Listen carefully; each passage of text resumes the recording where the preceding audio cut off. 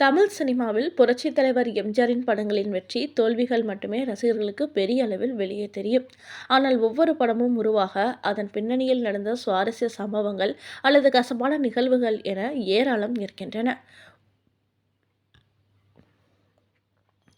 ஒவ்வொன்றும் ஒவ்வொரு விதத்தில், ஒவ்வொரு நாட்களில் யாரோ ஒருவர் மூலமாக பல வருடங்கள் கழித்து கூட வெளிப்படுவது உண்டு. எம்ஜிஆரை பொறுத்தவரை தயாரிப்பாளர்களில் சொர்க்கம் என்றுதான் சொல்வார்கள். காரணம், அவரை வைத்து படம் தயாரித்தால் நட்டமாகாது, லாபத்தை அள்ளலாம் என்பதுதான். எம்ஜிஆரும் தயாரிப்பாளர்களின் குணமறிந்து பெரும்பாலும் தனது வேலைகளில் எந்த குறைபாடும் வந்துவிடக்கூடாது என கவனமாக நடந்து கொள்வார். ஆனால் அப்படிப்பட்ட எம்ஜிஆரை கூட தனது சில செயல்பாடுகளால் சில படங்களில் கசப்பான அனுபவங்களை சந்தித்த சங்கட நிகழ்வுகளும் பல உண்டு. அப்படி ஒன்றைதான் இப்போது இந்த வீடியோவில் பார்க்க போகிறோம். புரட்சித் தலைவர் எம்ஜிஆர் நடித்து சூப்பர் ஹிட்டான படங்களில் ஒன்று அலிபாபாவும் 40 திருடர்களும். 1955 வெளியான இந்த படம் அப்போது பிரபலமாக விளங்கியது. மாடர்ன் தியேட்டர்ஸ் தயாரிப்பில் உருவானது.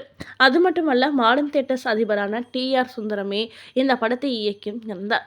பானுமதி இதில் கதாநாயகியாக நடித்திருந்தார்.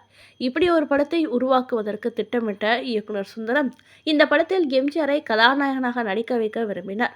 அதற்கு சில வருடங்களுக்கு முன்பு ராஜகுமாரி படத்தில் கதாநாயகனாக அறிமுகமான எம்ஜிஆருக்கு அதன் பிறகு வெற்றி படம் எதுவும் இல்லாமல் தன்னை நிலைநிறுத்த போராடி கொண்டிருந்தார். அந்த சமயத்தில்தான் மாடர்ன் தியேட்டர்ஸ் அதிபர் சுந்தரம் தயாரித்த மந்திரிகுமாரி படத்தில் எம்ஜிஆருக்கு கதாநாயகனாக நடிக்கும் வாய்ப்பு கிடைத்தது. அந்த படம் அவரது திரையுலக வாழ்க்கையில் திருப்பு முனையை ஏற்படுத்தியது. அதன் பிறகு அலிபாபா படம் துவங்குவதற்குள் எம்ஜிஆர் ஓரளவு நட்சத்திர அந்தஸ்தும் பெற்றுவிட்டார். என்றாலும் தனக்கு திருப்பு முனை கொடுத்த தயாரிப்பாளர் TR சுந்தரம் அழைக்கும் போது எம்ஜிஆர் எந்தவித மறுப்பும் சொல்லாமல் இந்த படத்தில் நடிக்க ஒப்புக்கொண்டார். சொல்லப்போனால் மந்திரிகுமாரி படத்தின் வெற்றிக்கு நன்றிகடன் தீர்க்கும் விதமாகவே இந்த படத்தில் நடித்தார் எம்ஜிஆர். ஆனால் படப்பிடிப்பு நாட்கள் அந்த அளவுக்கு சுமூகமாக செல்லவில்லை. மாடர்ன் தியேட்டர்ஸ் அதிபர் சுந்தரம் வெளிநாட்டில் படித்துவிட்டு வந்தவர். அதனால் எல்லாவற்றிலுமே ஒரு இராணுவ ஒழுங்கை அவர் கடைபிடித்து வந்தார். அந்த அளவிற்கு கண்டிப்பானவரும் கூட. குறிப்பாக தன் படத்தில் தன்னை மீறி யாரும் ஒரு சின்ன மாறுதல் கூறினாலும் கூட அதை அவர் ஏற்றுக்கொள்ள மாட்டார். தன்னுடைய முடிவே சரி என கடைசி வரை உறுதியாக நிற்பார். அப்படி ஒரு நிகழ்வு இந்த அலிபாபாவும் 40 திருடர்களும் படத்திலும் நடந்தது. இந்த படத்தில் இஸ்லாமிய இளைஞர் கதாபாத்திரத்தில் எம்ஜிஆர் நடித்திருந்தார். கதையின்படி அல்லாவின் ஆணைக்கு அடிபடுகிறேன் என எம்ஜிஆர் வசனம் பேச வேண்டும். ஆனால் அதற்கு பதிலாக அன்னையின் ஆணைக்கு அடிபணிகிறேன் என மாற்றம் செய்யலாம் என எம்ஜிஆர் கூறியிருக்கிறார். ஆனால் அதை ஒப்புக்கொள்ளாத இயக்குனர் சுந்தரம், இது முஸ்லிம் கலாச்சார கதை என்பதால் ஸ்கிரிப்டில் உள்ளபடியே வசனத்தை பேசுங்கள், அதுதான் பொருத்தமாக இருக்கும் என்று சொன்ன பிறகு வேறு வழியின்றி எம்ஜிஆரும் அவர் விருப்பத்தின்படியே வசனம் பேசினார். அது மட்டுமல்ல, இந்த படத்தில் நடித்து கொண்டிருந்த போது எம்ஜிஆருக்கு வேறு சில படங்களில் நடிக்கும் வாய்ப்புகளும் வந்தன. அதனால் எல்லா படங்களுக்கும் கால்ஷீட் ஒதுக்கி மாறி மாறி பிஸியாக நடித்து வந்தார்.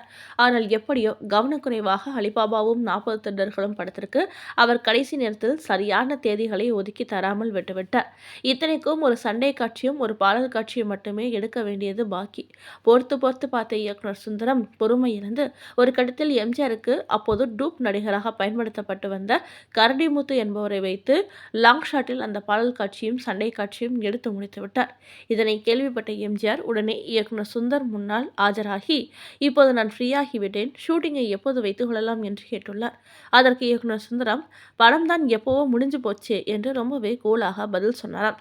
இப்படி நன்றி கடன் தீர்க்க ஒரு படம் நடித்து கொடுக்க போன எம்ஜிஆர் தன்னை அறியாமலேயே சில காரணங்களால் சங்கடப்பட்ட நிகழ்வு இந்த அலிபாபாவும் 40 திருடர்களும் படத்தில் நடந்தது ஆச்சரியமான ஒன்றுதான்.